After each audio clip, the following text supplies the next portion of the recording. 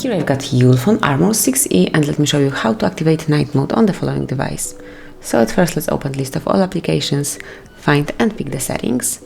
Here you should open display and then go to night light. So you can smoothly activate it now by tapping on turn on now, and here you can change the intensity, and obviously the same way you can switch it off. Then there's also a possibility to schedule your night light. Simply click on schedule. And now you can pick turn on at custom time. Simply click on it and pick the start hour, so it can be 11, and the end, it can be 5 AM. So from now on, every day between 11 and 5, your nightlight will be active. And that will be all. That's how you can activate and use nightlight in your device. Thank you for watching. Please subscribe our channel and leave the thumbs up.